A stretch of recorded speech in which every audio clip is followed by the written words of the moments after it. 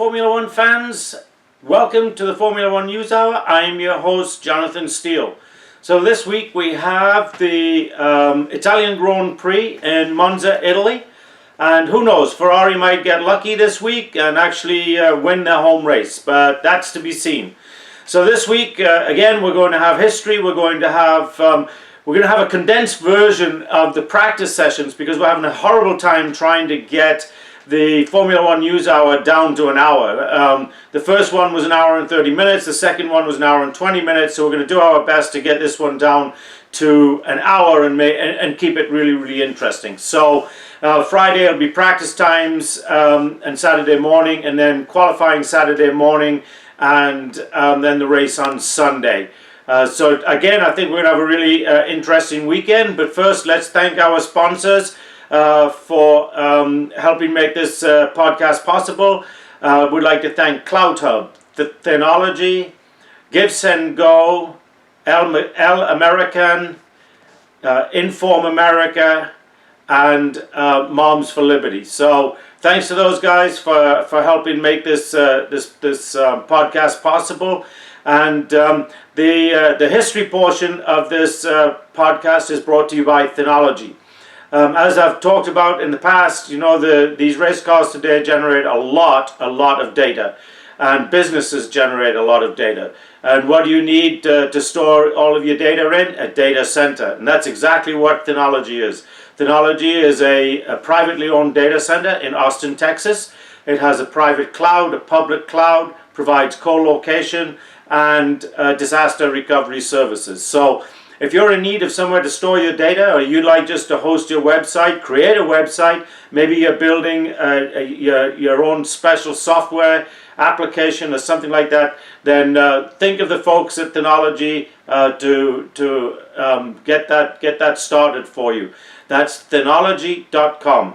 Again, that's thenology.com. This week's history is going to be on Juan Manuel Fangio. Fangio, let me refer to my notes, was born on the 24th of June 1911, and he died on July the 17th in 1995. You won't get a lot of arguments from people in the racing world that Fangio takes the lead as the greatest Formula One driver ever to live. I know on the podcast one I said that in my belief it's Jim Clark, and I still believe that, and in fact Fangio believes that. But the people that don't believe that are most of the pundits out there, especially the real history aficionados and stuff like that. But you know, it brings into question, you know, this week Serena Williams, the tennis player, had her final match. She got beaten, and everybody said, oh, Serena Williams, you know, the greatest of all time. And it got me to thinking, you know, it's all kind of relative to perspective, right? Because Serena Williams was not even close to being the greatest of all time. Margaret Court just had almost twice as many records as she did, and she had more Grand Slam titles, 74 versus 39. She had more matches won in a year, 100 more matches won in 1 year, never even be close. So it gets to be really, really interesting when we're trying to think of the greatest of all time. And it just seems to me that for the young people, the greatest of all time is the one that they've been watching and the one that they really feel like is the greatest of all time for them. But then you take older folks like me and some of the others, you know, that have been around for quite a few years, and we kind of see the whole history, and so our perspective is much different. But a lot of people think that Fangio, and when I say a lot of people, I'm thinking of the older racing people, and even the young guys. They'll talk to you. Fangio was let's just say he was certainly in the top 2 or 3 greatest Formula One drivers of all time. He actually got a fairly late start in life. He didn't start racing until he was 27 years old. He was an auto mechanic, and of course, being an auto mechanic, he knew how to build up cars to make them go really fast and get them ready for races. And so at 27, he had his very first race, which when you think about it by today's standards is pretty old. In fact, a lot of guys are retiring at 27, not thinking about starting. Remember, he was just racing in the Turismo Carretera in Argentina, and he didn't win that race, but he came in second or third. At 27 years old, he's having his first, really bona fide car race, does very well in it. So after that, he moves to Europe, and in Europe he starts driving sports cars for Maserati. In fact, Maserati was probably his favorite car to drive. When you look at all of the different cars that he drove predominantly for Maserati in both sports car racing and in Formula One. Now, what's really interesting about Fangio is that he won five Formula One championships with 4 different companies. That is a record today. There's nobody out there that's raced for 4 different companies and won a world championship with each one of them. But Fangio did that, and that's one of the things that made him really, really good. In 1952, he started moving into Formula One in Europe, again, so that would have probably made him in his middle 30s when he started racing Formula One cars, at that time, most people by mid-35, if you look in today's drivers, we've got 2 or 3 that are in the late 30s, early 40s. We got Vettel and Alonso and Hamilton, but they're rarities. I think I mentioned in our first podcast, the cars were so unreliable back in the 50s and 60s. One, a lot of drivers were killed. But 2, those that weren't killed retired early because they were afraid of being killed, and who wouldn't be? So, it's really, really interesting that Fangio, 1, got such a late start, and 2, was really, really successful at it. Actually, I just misspoke, because Fangio's first Formula One race was at the French Grand Prix in 1948. I just referred to my notes. I try and work from memory, but getting to be my age, it gets harder and harder all the time. So his first Formula One race was at the French Grand Prix in 1948, and he came in 3rd. Pretty good when you think about it. He would go on from 1948, as I said, through the years to win a total of 5 Formula One World Championships.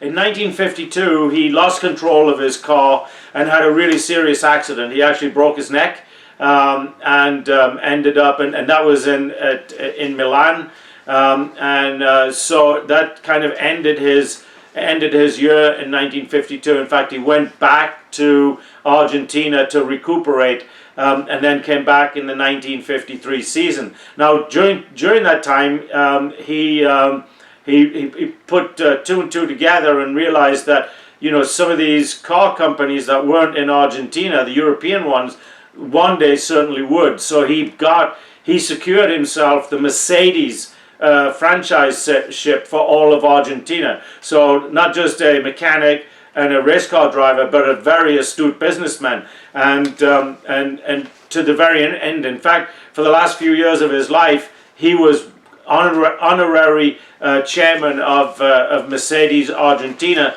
of course, a company which he owned. But by that time, it had been handed over to other people to run and everything. But certainly not just a race car driver and a mechanic, but an astute businessman as well. One of the last races that Fangio drove, in fact, I think it might have been the last race that he drove, was the German Grand Prix in Nuremberg. And what's really interesting was he started off the race extremely well, and in fact, by the time it came time for his first pit stop, he was a full 30 seconds ahead of second place. And so he pulled into the pits for refueling.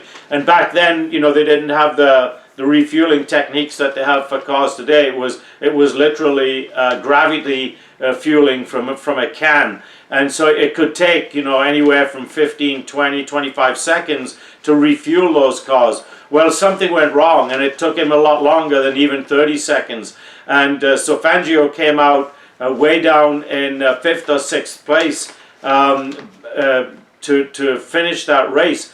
But what's really interesting was during the final laps of that race, he was going 20 seconds faster than his competitors. We're talking the last 2 or 3 laps of the race. He's going 20 seconds faster, and he ended up winning that race and winning the championship. And he won that race by nearly 15 seconds. So, which would never be heard of today. You would never, unless the rest of the field crashed, you'd never hear of something like that. And that's one of the things that where he got his reputation as being one of the greatest Formula One drivers of all time. To be able to pull off a race like that and go from so far down to winning the race by such a large margin at the end, the pundits have said that is probably the greatest Formula One drive that has ever been witnessed or has ever happened. So an amazing feat for Fangio during that time. Another interesting tidbit of Fangio's career that I think you're going to find really, really interesting.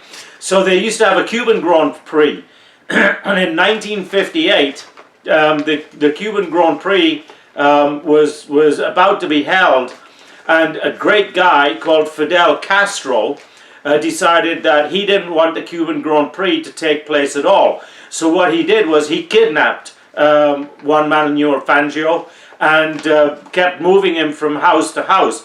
So the government at that time, what they did to make sure it didn't happen to all the other drivers and they had to cancel the race, they assigned all the other drivers military protection, police protection, to make sure that none of the other drivers were kidnapped, because what they thought was, well, if they get Fangio, they're going to kidnap more. So obviously they were very worried about Fangio's health and well-being, given the fact that he was being kidnapped. Not a lot of people get returned being kidnapped, but remember, this is just about the time that Fidel Castro was launching his takeover of Cuba.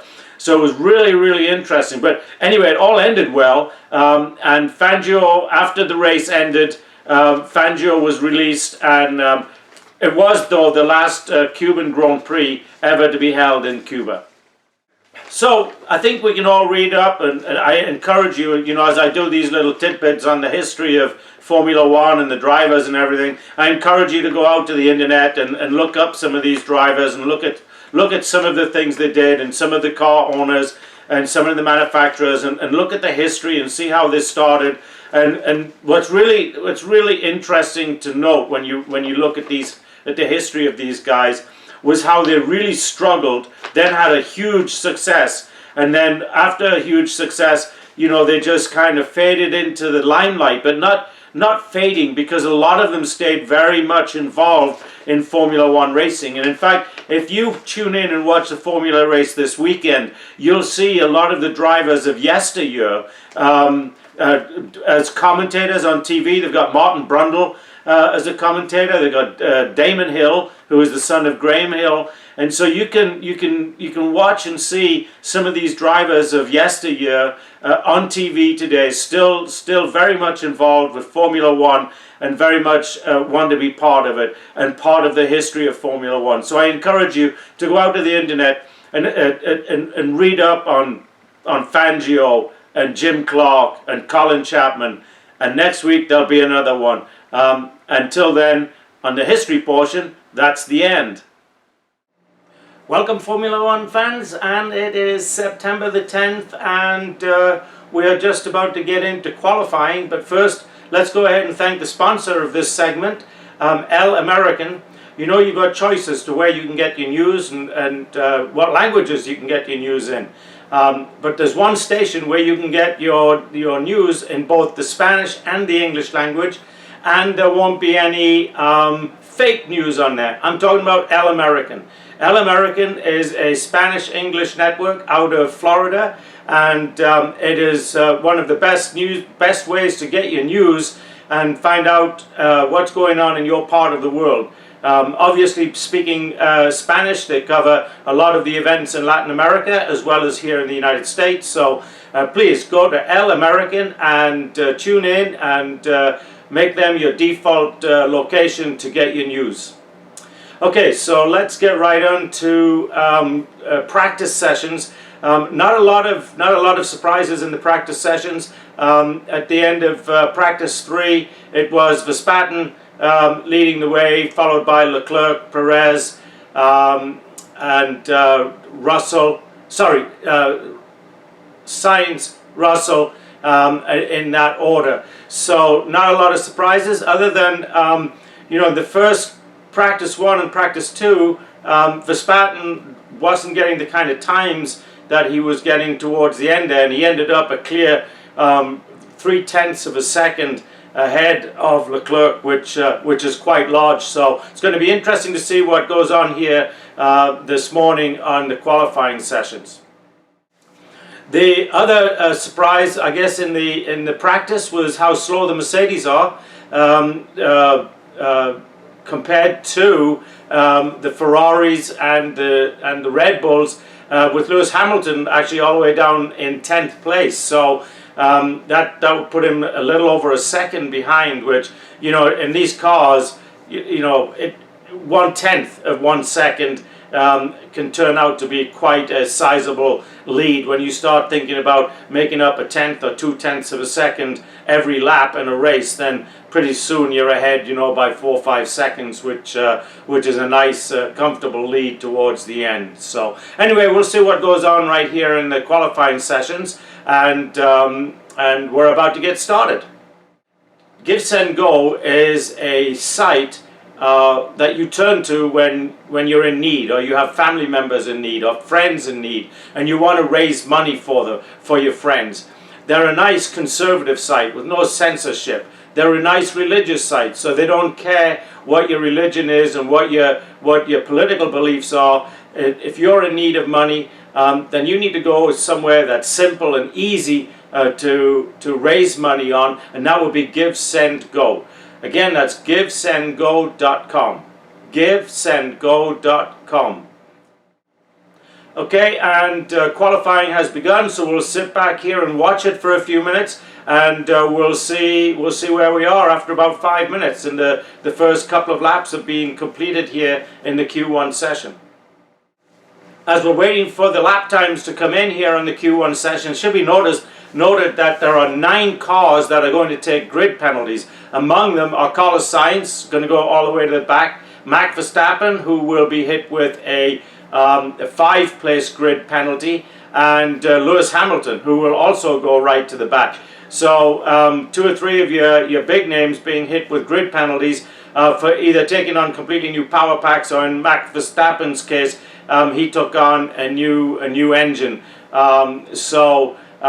They wanted to take these penalties this week because this is an easier track to pass on than the track coming up in a couple of weeks, which will be in Singapore. And then after Singapore, you've got Japan. So they wanted these teams wanted to take these penalties now, so that they've got a good chance of passing and getting back up through into leadership spots. I would still expect Max Verstappen to go on and win this race with the kind of times that he has. But you know, this is Ferrari's home track, so maybe Ferrari can just get through a week without shooting themselves in the foot and give themselves a nice 1-2 here at the Monza racetrack here in Monza, Italy.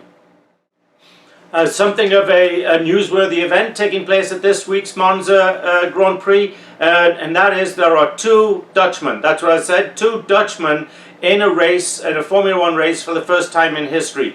De Vries from Holland, or from the Netherlands rather, has come in to take the place of Alex Albon in the Williams car, because apparently Alex has gone down with something.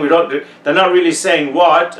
He's just saying that he was staying home because he was not feeling that well. Now, he did partake in the practice sessions at 1 and 2, so it had to be some kind of, you know, bug overnight. Maybe he got a little food poisoning or something like that while he's staying in Italy. I know the Italians don't want us to say that anybody could get food poisoning from their food But you know, I myself actually got food poisoning in Italy some 25, 28 years ago when I was over there on a trip. But it can happen anywhere in the world. But they're not saying what Alex Albon's ailment is. Maybe we can find out between now and race time tomorrow. And if I find out, I'll bring that to you and let you know. Okay, so we've got about 4 minutes left here in Q1, and not a lot going on really. We've got Verstappen in first place, Leclerc in second, Sainz in third, and then we have Perez and Russell pulling up fourth and fifth place. At this point in time, Verstappen's got quite a significant lead, a little over 3.4 of a second, which I said at this level, that's quite a lot. But you know, it's very early. The cars at this point really are just trying to make sure that they get through to Q2 and then into Q1 and then fight it out for the pole. But at this time, you know, it's not going to change now much before now and the end of Q1. So it's really the next news event's really going to be looking to see who actually didn't make it into Q2 rather than who made it, because every week the same old culprits seem to make it. Every now and then, like the last 2 weeks, Valtteri Bottas has not made it out of Q1 and into Q2. So it's going to be interesting to see how Valtteri Bottas does today. Okay, so Q1 is over, and those not making it into Q2 are Latifi. There's a surprise, never makes it into Q2, although during Q1 he was actually doing quite nicely there for the first 4 or 5 minutes, but quickly fell down. So then we've got Magnussen, again the Haas cars are just struggling.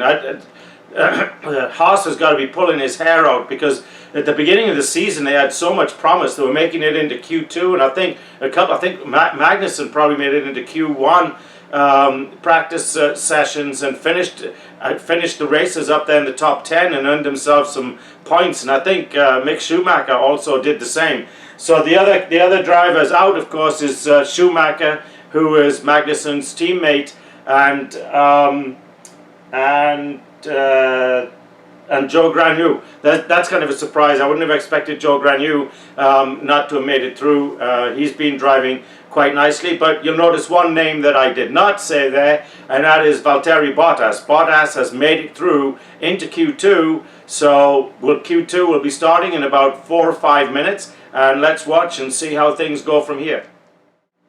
Okay, the other notable things that happened in Q1, I'm kind of going over my notes here, and that is the McLarens are tightly close together today. Ricardo is right behind his teammate Norris. They're in positions 11 and 12, so we might see those guys make it through to Q3 together, instead of you know, Norris has consistently made it through into Q3, but it'll be going to be interesting to see if Danny Ricciardo makes it through. The other interesting thing is that De Vries, the other Dutchman in the race, he came in 15th, so in his very first Formula One he makes it through into Q2 qualifying, which is quite a feat, because these guys are reserve drivers. They drive in simulators, of course, during the week, and sometimes they're driving the cars and get a little practice, but certainly not enough to be, you know, a major player in the race itself. So it's nice to see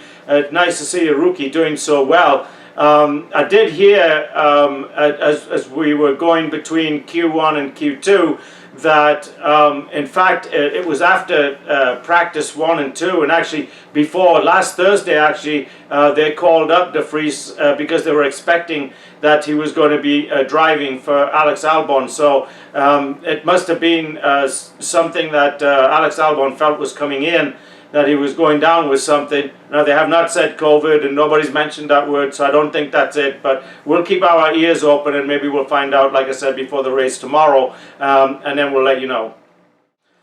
So Q2 has started, and I've just been listening to the commentators on the Sky News, and one of the things that they were mentioning is that both Mercedes had some aerodynamic changes made to them, that they're hoping to squeeze some more speed out of those cars maybe reduce the downforce a little bit, especially on the straightaway, because as these cars go faster, the downforce on the cars actually slows them down. Of course, you can't take away the downforce because otherwise they'll fly off the track, which is, I think I mentioned Colin Chapman was the brainchild behind ground effects, and one of the things that happened to the ground effects cars was they had another separate plate underneath there on the floor that would cause a vacuum underneath there, and it would suck them down. But if that plate got damaged, and the car would, when they go over a bump, the air would get underneath the front end of it, and they'd literally take off like an aeroplane. And so it got so dangerous that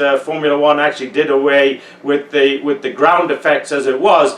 They found a new way and better ways to come up with ground effects. It's not really called ground effects anymore. They call it downforce, and that's that's so that they can keep the cars on the track going down the straightaways, in the corners as well. But it's much more important as they're getting up into that 220 mile an hour speed range. They've got to have the downforce to keep the car on the track. So there's a very subtle kind of adjustments that get made in there. Too much ground force and you can't get up to speed. Too little ground force and you're likely to take off. So they did a complete redesign of their aerodynamics to try and come up with a way of making those cars faster on the straightaway, keeping them on the track, and then also setting the car up properly to go into the corners. So we're coming up to the end on Q2. Not a lot of stuff going on. The big note is that Lewis Hamilton has come up from the 10th place to 5th place. So at the end of Q2, it is the two Ferraris leading Verstappen now, and then Perez and Hamilton are your top 5. So very interesting. Maybe the adjustments that they're making on those aerodynamics for Hamilton and Russell's car is paying off. Although Russell has dropped back a little from where he was in Q1, but and so has Verstappen. And Verstappen's car is typically they've done a really good job of working with the downforce, and so Red Bull get their speed on the straightaway, but they're actually a little slower going through the corners. So anyway, it's going to be interesting. Let's see who did not make it through to Q3. It should be noted that the Alfa Romeos are actually doing quite well today. Both of the Alfa Romeo drivers are in good shape, and I think I misspoke because Joe Granu drives for Alfa Romeo, and I think I said he actually did not make it into Q2, and he did, along with his teammate Valtteri Bottas. So got a little sideways there on who fell out in Q1. I'll take a look and take a look at my notes again and see. When I'm making notes, sometimes I'm talking into my phone to make notes, and sometimes I'm writing them down. And so every now and then I'll get confused, especially with things happening as quick as they are. Bottas and Granu have not made it into Q3. So a real surprise there, I guess, because the Alfa Romeos looked like they were doing really well. The others not to make it through Yuki Tsunoda and Alex Albon. Alex Albon has not made it through either. So the cars we didn't expect to make it through didn't, with the exception of Valtteri Bottas. I've really expected Bottas to make it through into Q3, but certainly he's had a much better week than he's had the last 2 weeks, and so I think he'll be happy to be up there. The other thing that's going to happen is with 9 of these cars taking grid penalties, some of these cars that finish just outside the top 10, with the exception of Verstappen's probably going to drop back to, if he gets pole position, he'll drop back to 5th. If he doesn't, if he gets 2nd or 3rd, then he gets 6th or 7th. But there's some of those guys that, like Lewis Hamilton, he's going to be knocked down. So some of these guys are going to move up. That have just got knocked out, and of course those that are taking grid penalties are going to get knocked down. But it's important where they qualify, because that affects where the grid penalty, that affects where they start, whether it's at 20th or 16th or 15th. So these qualifying sessions are really important for even the guys that are taking the grid penalties. Okay, so qualifying is over, and Charles Leclerc is taking pole. He came in first. Verstappen ended up second, so now he's going to start sixth. And then after that, you have Carlos Sainz, and then Perez, and the rest of the field after that. Hamilton, of course, is going to go back to the back. He's going to start somewhere 16th, 17th. Tomorrow morning, right before the race starts, I'll give you an update on where the final starting positions are. But a 1 and 3 for Ferrari, so they're off to a really good start. If they can just get through tomorrow's race without pulling some real blunders, they may just win. Verstappen to win has got to come from 6th position on a track that, yes, you can overtake, but it's not as easy as saying last week and certainly the week before at the Dutch and Belgian Grand Prix, where he came back from 10th position. Part of the reason for that was the Belgian Grand Prix is an easy place to overtake. This track really only has 1, maybe 2 places that you can overtake, and that's and certainly without using the DRS, you're not going to overtake at all. So it's going to be a really interesting race tomorrow. Keep your fingers crossed. We get used to seeing Max Verstappen win, but it would be really nice to see maybe a 1-2 Ferrari finish. I mean, that would do that whole team a lot of good. We're not going to see George Hamilton up there at the front, but we might see Norris or Ricciardo. They've both finished up there in the top 10, so we could see a Norris, Ricciardo up there in the podium places. But I still think if Verstappen doesn't win, I still think he'll make podium. So if Ferrari goes to the pattern of the last few weeks, though, other than the blunders they made for Carlos Sainz last week, that you might expect to see Carlos Sainz, if there's going to be a Ferrari winner, it could be Carlos that pulls off the win and not Charles Leclerc. But we'll see. Sainz has certainly showed more speed and more capability and ability the last few weeks. So anyway, until tomorrow morning. Greetings, Formula One fans, and it is September the 11th and time for the Italian Grand Prix in Italy. But first, let's take a few moments to remember that this is September the 11th, and remember those who died on September the 11th, 2001, when we lost the Twin Towers in New York City. Something we should never ever forget, and something that we should always remember, and remember all of those firefighters and police officers and medical personnel and all the other people that lost their lives to really a senseless attack on American soil. So please join me in just taking a few moments and remembering those who died on September the 11th, 2001.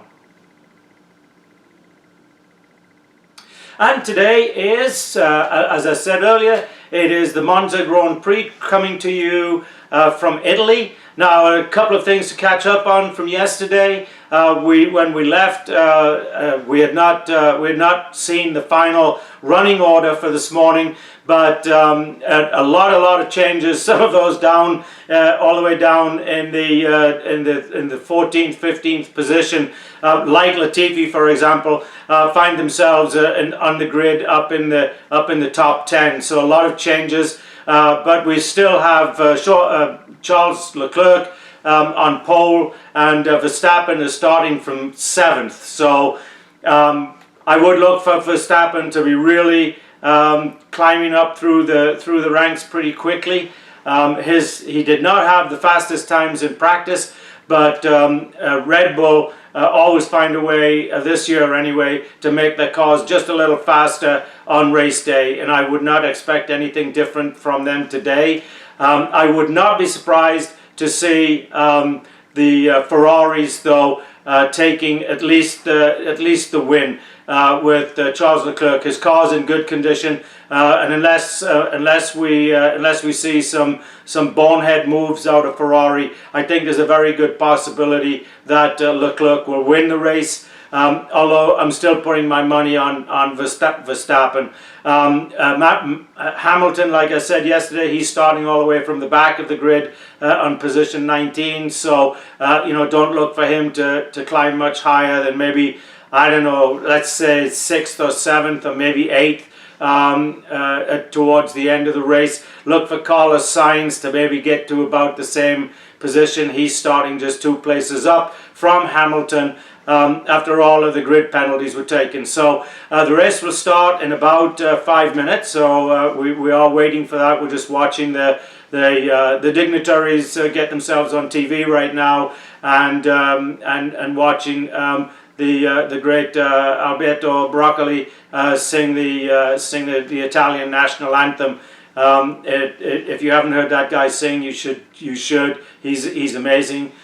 He used to be part of the Three Tenors. Anyway, just another update from yesterday, and that is Alex Albon has appendicitis, so they flew him back to England to have his appendix removed, and you know, the next race is Singapore in 2 weeks, so he should be ready for that race. Appendicitis operations are not what they used to be. You know, you're in and out of the hospital in a day and usually back to work within a week. So I would expect Albon to be back in his car for the Singapore Grand Prix. In the meantime, his stand-in Nick de Vries has done quite an amazing job. He's up there, you know, starting in the top 10, and you know, if he can pull it off, he could well finish in the top 10. We'll see, because there's a lot of slower cars behind him, and that Williams car has been fast, and he seems to be getting as much out of that car as does Alex Albon. So anyway, we will be starting this race in just a few moments. And we're just coming to the end of the formation lap, and everybody's moving back to the starting grid. For those of you who are not too familiar with Formula One, at the beginning of every race they have what they call a formation lap, and this is to get the tires warmed up, ready for the race itself. These cars rely on their tires being a certain temperature to stick to the ground, and so they take a formation lap to warm up the tires. And so we'll have the countdown here as the last of the cars pull up at the end of the formation lap. And the red lights are 3, 4, 5, and they are off. And a very good start for George Russell. He is up alongside Charles Leclerc. A very good start indeed, but Leclerc has taken away the lead at the first corner, and on the second, going into the second corner, George Russell's going too fast, and he had to dive off into the safety part of the track and actually cut off the corner, and he's gone straight ahead now, but he's come out, he's still in second place behind Charles Leclerc. So it's Leclerc and then Russell, and then it looks like Gasly, the McLaren car of Norris he's got a horrible start, and he's dropped all the way back down into 7th or 8th position, it looks like. We've had another couple of cars that have had to take the slip road there to avoid an accident and spinning out. And of course what happens is they go into these corners a little too fast, and they have these little slip-off areas so that they don't end up crashing, or they don't end up spinning out and things like that. So they just can't get them slowed down enough to actually take the corner, so they slip off into the road. And we've just had the Haas car of Magnussen and Valtteri Bottas get together. It looks like all is okay. They've carried on. You know, it's interesting how Magnussen this last few races has really ended up getting caught up in some of this traffic and bumping into other cars and things. But other than that, it looks like the first lap is going to end with how it began, with Leclerc in the lead, Russell in second place. But look, this is amazing. If you just look at Max Verstappen is already at the end of the first lap, he's up into 4th place. So he's made up 3 places on the first lap. So at this rate, he could well be back in the lead again, you know, within 6 to 8 laps. This is just crazy. The way that Red Bull has got that car to stick to the ground, it's just crazy how well that car behaves. And of course, you know, it does have a pretty good driver at the wheel as well. But that's quite an interesting first lap. As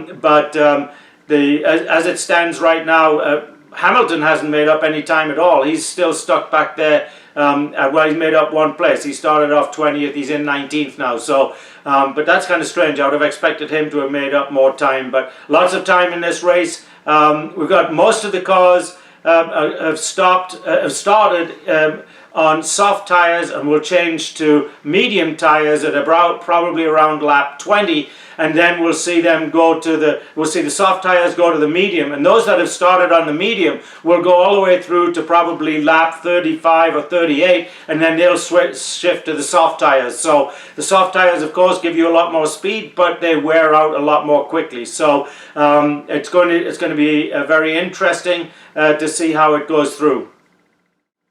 So we're coming up on lap 5, and you'll never be surprised, I guess, but Max Verstappen is now in second place. He just overtook George Russell for second place. Russell, of course, was in second place. He's now in third place. But by lap 5, then Max Verstappen has managed to get himself into second place. At the beginning of this race, he said he would just be happy to get a podium finish today. Never mind win the race or even get up into second place.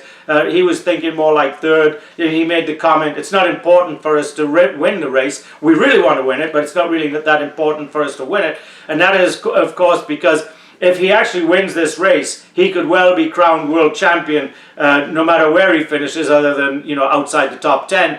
He could well be crowned the world championship for 2022 at Singapore in 2 weeks from now. So we're coming up on lap 8 and 9, and what's really interesting is Lewis Hamilton is still hanging way back there in the 19th position, whereas Carlos Sainz and Perez, who started back there just ahead of him in 17th and 18th position, they're all the way up now. Perez is in 9th position and Carlos Sainz is up in 11th position. So it's interesting that they're able to move through the traffic quite easily, and yet Hamilton seems to be struggling. It's going to be interesting to see what's going on with that car. George Russell is falling further and further back in third place behind Verstappen and Leclerc, and in fact Verstappen has already opened up a 2 to 3 second lead over Charles Leclerc. So the Ferrari are going to have to do something with that car, whether they decide on a two-stop strategy or something, but if the way this is going, then it's going to be a long day for Ferrari, even if they finished in second place at this point. Okay, we have just had a yellow flag pulled out. Vettel in the Aston Martin, he has been complaining about engine problems, and looks like he has decided to drop out of the race. So we have a virtual safety car yellow flag coming out, and oh, that's very interesting. Ferrari have just pitted Charles Leclerc, so they're going to go for a tyre change early and maybe move at this stage of the race, I would think, for a one-stop strategy, that they're going to have to move to the hard tyres. That has moved George Russell up into first place, with Max Verstappen still leading quite comfortably. In fact, right now Verstappen is leading by about 13-14 seconds over George Russell. So if it keeps going like this at this particular track, it is about an 18-second pit stop. So from the time the driver slows to leave the track and gets back up to speed again, we're looking at about 18 seconds. And if Verstappen was to pit fairly quickly now, then he would still come out maybe just a little behind Russell, but ahead, of course, of Charles Leclerc. So it's going to be interesting to see what the Red Bull strategists do. Okay, coming up on lap 17 here, and right now Lewis Hamilton has decided that he doesn't want to sit at the back anymore, and so he is, over the last couple of laps, really started to put a move on the rest of the field. Because what happens is some of them get caught in this, what we call the DRS zone, train rather. This is where you've got a number of cars all back to back, and they can't get past each other because they're all using DRS. To try and get past the driver in front, but of course they can't because the driver in front's also got DRS. So the only one that's at risk is the guy right at the front of the DRS. train, and it makes it pretty difficult. What's really interesting here is Nick de Vries, the young Dutchman. He's doing a very nice job, and he's currently in ninth position. So he's holding his own very, very nicely amongst all these big guns. And the big engine guys, and of course they're all using the same engines. Williams, the reason that Nick de Vries actually works for Mercedes, but he's loaned out to Williams because Williams uses the Mercedes engine. So it's not uncommon for the bigger teams to lend out their drivers to the other teams during the course of the season when one gets sick, or sometimes you might just want to change out a driver to give the what we call the reserve driver or the test driver, to give them an actual real world experience in driving a Formula One car. So Nick de Vries is holding his own very, very nicely. So we're coming up on that the 20th lap position. I think we're right at 20 laps, 21 laps, and now you'll see all the guys on the soft tires coming in for tire changes, and one of those is Lando Norris. He's coming in right now, and he is pulling up, and they're stopped, and something's gone wrong. He should have maybe been 2.5 seconds out of there. Now it's just gone 5 seconds, and Lando, off he goes now. So he had a 5.7 second pit stop, which is going to prove horrible to him out there on the track, because now that 5 seconds is going to put him back into that DRS train that got Lewis Hamilton all wound up and stuck back there forever and a day. So a really bad pit stop there for the McLaren team, and Lando Norris is going to have to show off his driving skills in order to get that car back up there into the top 10, and then hopefully back up into the top 5. So Max Verstappen has pulled in. We're in lap 23, I guess, 23, 24. Verstappen has pulled in for tires, and he will come out right behind, by the looks of it, he's going to come out right behind Charles Leclerc and George Russell. No, he's going to come out in between those two guys. So he's going to come out in second place behind Charles Leclerc, and he's going to be about, it looks like 4.5 seconds behind Leclerc. Maybe, no, I'm sorry, it looks like about 8 seconds behind Charles Leclerc. So it's going to take him a few laps to make that time up, but I really have no doubt that he will. He's come out on the medium tires, so as many laps as he got out of those soft tires, he will be able to finish the race on the medium tires quite easily. And I say easily, he'll start losing time to the guys that come in around lap 33, no, a little later, lap 36, 37, and go from the medium tires or the hard tires to the soft compound tires. But he should have built up a good enough lead by that time to be able to hold them off. They'll make up about a second and a half lap on him, but I think he will end up with a big enough lead. It could well be, I'm thinking he should have, by the time those guys change tires again, he should have a 19-20 second lead with about 16-17 laps to go. So even if they can make up a 1 second a lap on him, he should finish with about 2 to 3 second margin, maybe 4 second margin. And again, it just depends how much degradation is in those tires. He does a really good job of maintaining his tires very well. He seems to be able to get another 2 to 3 laps out of those tires compared to the other competitors, and even compared to his teammate Sergio Perez.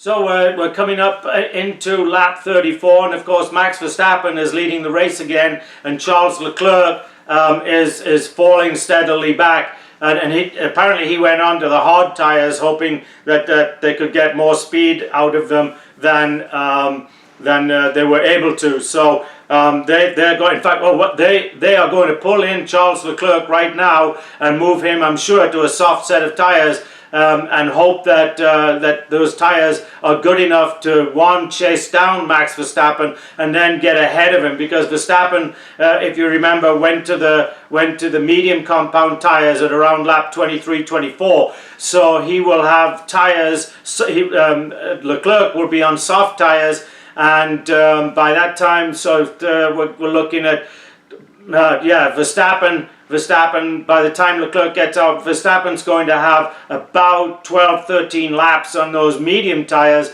so they will start degrading, and then hopefully, I'm sure the Ferrari team are hoping that Leclerc can hunt him down on the softer set of tires. But like I said, he's going to need to really pull off some spectacular driving. We've got to wait and see where Leclerc is going to come back in and join this. I think he's going to come back in behind George Russell, so he's going to have to pass George Russell and then get ahead of Max Verstappen. And like I say, he's going to be trailing by quite a few seconds. Okay, we're up to lap 41. We got 53 laps, so we got about 12 laps to go. And the second Aston Martin has just dropped out of the race with Lance Stroll pulling in, and we don't know what was wrong. Both those cars, that the drivers have complained about lack of power. For Lance Stroll, he just drove into the pit area and stopped and got out of the car. So we don't have any real indications of what's wrong. But like I said, they have been complaining about lack of power on those cars. So Lance Stroll is now out of the race. So now we've got two cars out. So again, the attrition rate in these races today is not that high. You do expect to lose one or two cars during the course of the race, either to mechanical hydraulic problems, or of course to the driver losing it. Earlier in the race, Sergio Perez came in early went onto a set of hard tires. And one of the reasons they did that was he had a lot of smoke coming from his right front wheel. There was something going on with the right front brakes, and he came in fairly early. He has since made his way nicely back up through the field. Right now, he's running in 8th position. He's about to move into 7th position. So he had to fight his way all the way from the back of the field. From about position 18 all the way back up to 8th now. So he's had a really good race and driven a really nice race. Our friend Nick De Vries has dropped back one spot. He's still in the 10th place. In fact, in the top 10, he's in the 10th place. So again, he's still driving a really nice race. He locked the rear wheels up a couple of times, which can be really dodgy on these cars. They usually throw you into a tailspin, because it's just like you're driving down the road in your family car and you pull the emergency brake on, the car's going to spin around on you. So, but anyway, he's doing a really nice job of staying in the race, but we have lost the second Aston Martin of Lance Stroll. So, Charles Leclerc is back in the second place on his fairly new soft set of tires. They're about 3 laps old now, but bad news. He's got 19 seconds to try and catch Max Verstappen, and I just don't see any way that can happen. So we'll have to watch here the first couple of laps and see how much time he makes up on Max Verstappen, and then we'll have a good indication of whether or not he can actually catch him. But at this stage, he'd have to make up 1.5 seconds a lap, and I just don't think there's any way that can happen. I think that he ended up just too far back, and he, assuming nothing else goes wrong, he's going to end up in second place. And it looks like George Russell's going to end up in 3rd, and then Carlos Sainz. And the way things are looking, maybe Lando Norris has made up some good time again now, so maybe the top 5 will be that. We'll just have to just wait and see. Danny Ricciardo, Norris's teammate, has dropped back a little bit. I don't know what the issue is there, but he was at one time, in fact for a large part of the race, Ricciardo was actually leading his teammates, especially after Norris had that horrible pit stop of 5.7 seconds. Ricciardo, of course, was comfortably 3, 4, 5 cars ahead of him, but Norris has caught up and passed him now, and like I said, Ricciardo is dropping back for some reason, so I'm going to guess there's something wrong with that car. So we're on lap 47, as I said, and Danny Ricciardo is slowing down. Danny Ricciardo is pulling over to the side. Danny Ricciardo has stopped on the side of the track. That is going to pull out either a safety car or a red flag. That car is in a very dangerous position. and they are certainly not going to keep this race going in its current state. So everybody's got to maintain positions, and right now Charles Leclerc, they're going to finish this lap. I think at the end of this lap, Leclerc is going to be 17 seconds behind Max Verstappen. So with what we got 5 laps to go, there's going to be absolutely no way if we go back to racing that Leclerc is going to be able to make up that kind of time. Now they pull out the safety car, those cars are going to bunch up. All the lap cars will be allowed to go ahead of the safety car before they restart the race. But even if they were to restart the race at this point, I'm thinking maybe 1 lap, maybe we're on 47, so 48. Really, it's going to be there's 5 laps left in the race, and they're going to have to get a cherry picker to pick up that car and get it off the track. So you can think, that's going to take at least 6 to 8 minutes. It's taking the cars, let's say, 1 minute and 25, 1 minute and 35 seconds to get around this track. Incidentally, if you want to take some, here's a little bit of kind of interesting news. It would, at these speeds, it would take the safety car plus 45 seconds over these Formula 1 cars. So if you had a safety car racing these Formula 1 cars, it would take 45 seconds longer to get around the track than the Formula 1 cars, and it would take a racing car driver in a family car 1 minute 25 seconds to get around this track. So it really shows you the incredible speeds that these guys get going on these tracks. And remember, some of these corners are 40-45 mile an hour corners. They're not taking the corners all the time at 100 miles an hour. They have to really slow down. So you can understand the amount of G-forces on the drivers when they're accelerating and decelerating, and then left and then right, and it's really incredible. And as we suspected, the safety car has come out, and so all the cars will kind of bunch up together. We're just going to have to sit here and watch, but I'd be very surprised if they get this race going again. We're now on lap 49, and so we got 4 laps left. It's just going to be crazy. They haven't even started to move the car off the track yet. Okay, so the safety car is letting the lap cars pass now, so we may get a couple of laps of racing here. We're on lap 50. Yeah, lap 50. We got to go to 53. So the safety car letting the lap cars go by. That usually means that the safety car will come off the next lap. So in this case, it would mean we're on lap 50, right? So that would mean that we would go back to racing on lap 52, because we have to go through another whole lap. So that would give us 2 laps of racing. So the other cars, the lap cars have gone by, and so now we've got Verstappen, and then we've got 2 cars between Verstappen and second place Leclerc, and then we've got Russell and Carlos Sainz and Hamilton. So let's see how this works out, and if in fact we go back to racing in another lap, and we don't have to wait long, because the safety cars, like I said, put in about a 2 minute and 10 second, maybe 20 second lap here. And it would be great to get your hands on one of those safety cars, right? They're either a Mercedes or an Aston Martin. In fact, a little while ago, the drivers were complaining that the Aston Martin wasn't fast enough, so the drivers could keep their tires warm.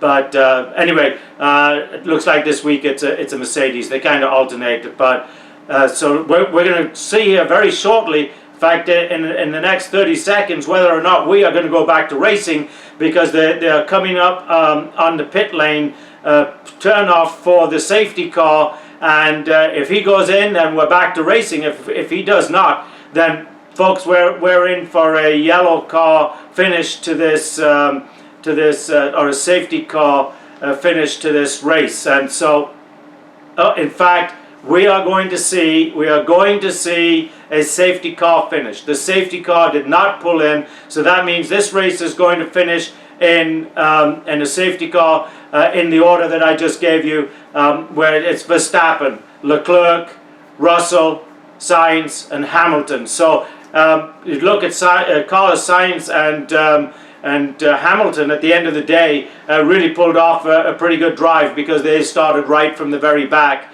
Didn't quite make it up to a podium finish, but at least a podium for Mercedes and George Russell. George Russell, of late, this is probably his third or fourth, maybe fifth race this season that he's made it to the podium. Hasn't managed to get that winners to stand in that number one spot yet, but that's just a matter of time for him. He's an incredible young driver. So there's some very interesting nice things. So they have a vote for all the viewers from around the world vote on who is driver of the day. Nick de Vries, who ended the day, by the way, in position 9. He has also just been given driver of the day. He didn't gain a spot, he didn't lose a spot, but it's really very nice to see that his driving has been recognized by us, the viewers, and he's been voted driver of the day. So all in all, I think obviously another good day for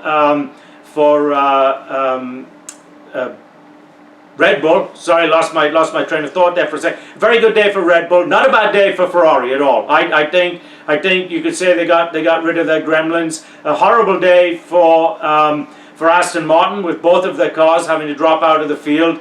A so-so day for McLaren. They lost one car, but the other car, Norris, has come in 6th, so not so bad, but still not I'm sure what they were hoping for, because they were doing very well in practice, and they had quite a good qualifying session yesterday, and for the first part of the race today they were actually in pretty good shape. So once Norris had that bad changeover, then or the bad pit stop of 5.7 seconds, then that was kind of the beginning of the bad times for them.